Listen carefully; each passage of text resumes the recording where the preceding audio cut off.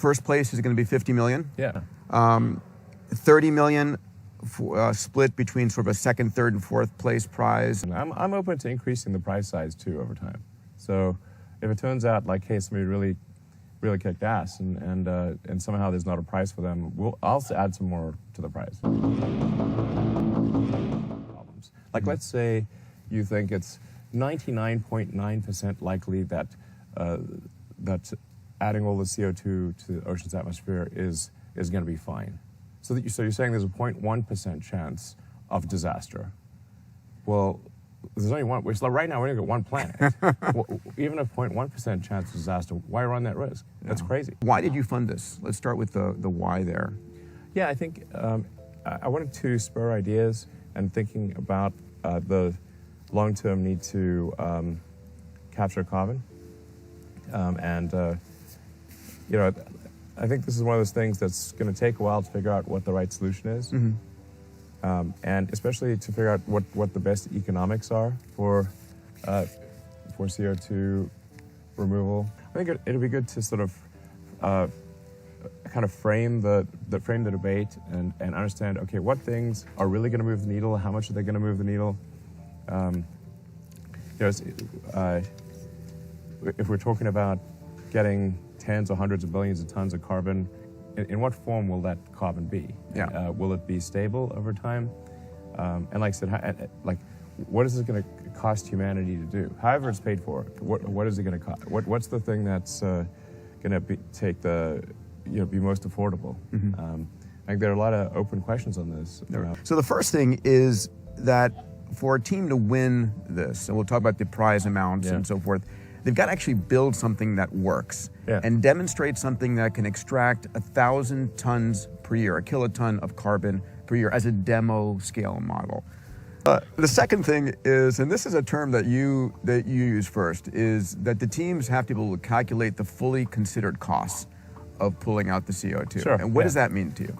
Yeah, so I think fully considered cost actually just means that if there are, you want to look at both the benefits and the costs actually. So if in sequestering carbon, removing it from the atmosphere or oceans, has some perhaps some environmental impact, which might be small, but it's not negative. Mm-hmm. That certainly needs to be taken into account.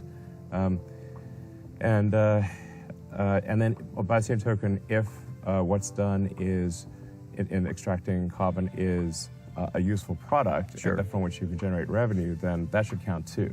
All right. So I don't know, I'm just sort of saying for argument's sake, like let's say you could create, construction material, like, cement. Cement, yes. Yeah, exactly. Which I'll talk about that cement later. Or some kind of useful rocks that are useful, or sand, or I don't know. Yeah. Something that's useful for construction. Then you could say, okay, well, this is what we could sell it for, and then just fully consider pros and cons, and say, okay, this is what, if we need to pay to have it done in the future, which we probably will have to do, then what's the lowest net cost?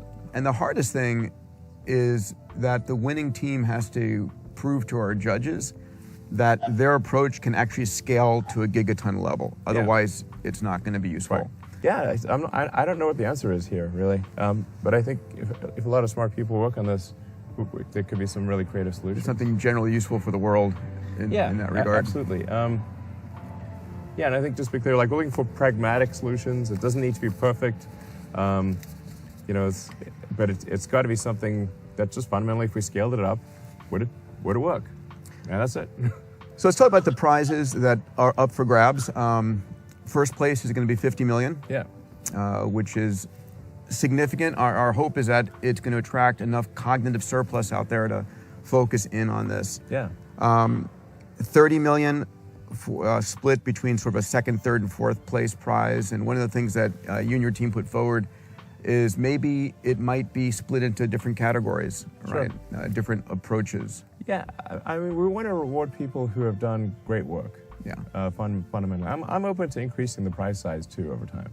So if it turns out like, hey, somebody really kicked ass, and somehow there's not a prize for them, I'll add some more to the prize. That's extraordinary. Yeah, absolutely. I don't want somebody to have spent massive blood, sweat, and tears, have done something useful, and then get nothing for it. That would be pretty bad. Yeah. So, but I think also, this somebody's going to probably get a company out of this, because I think this will be a need long term, and so so this is kind of like, you can also think of it as free venture money. Yeah. Non-dilutive venture capital. Yeah. And free money for a company. And hopefully we're also creating a massive marketplace and proving to people that there's a there here. Yeah. So 50 million for the first, 30 million split among second, third, and fourth. In the next year, we're taking $15 million and distributing $1 million to the top 15 teams that appear to be making the most progress and the most real. Just giving some people some seed money, basically. Yeah. And then you've set aside $5 million for student teams. There are 4 categories that teams can put their approaches forward. First is direct air capture, pull it out of the air. Category 2 is oceans, sort of algae, kelp, plankton. A lot of CO2 in the oceans, people don't realize that. Mm-hmm. Category 3, land, trees. I'm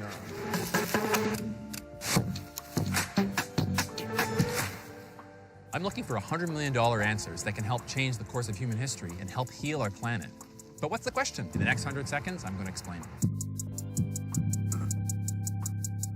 I'm Marcus Extavor, Vice President of Energy and Climate at XPRIZE. The question is, how do we take centuries of CO2 emissions out of the air and oceans? If you've got the skills to answer that question, we'd love to hear from you today. Now, let's start with the basics. We've got to reduce our CO2 emissions and get to net zero.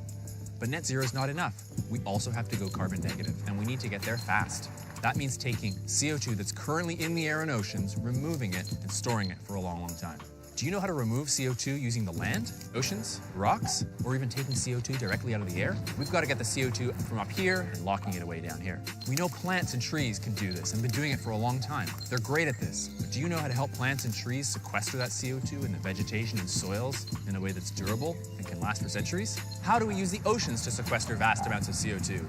Kelp and seagrasses are great at this, and about 1/3 of our emissions are already in the oceans. Do you know how to remove it and sequester it safely? What about rocks and helping them remove CO2? Many rocks can do this naturally, but the process takes thousands of years on its own. Do you know how to dramatically speed that up? Now, you might already have an amazing idea in direct air capture, in soil sequestration, or tree planting or farming, or maybe kelp farming and seagrass, marine biology, ocean alkalinity enhancement, geologic sequestration, mineralization, and enhanced weathering, or maybe a technique no one's heard of before.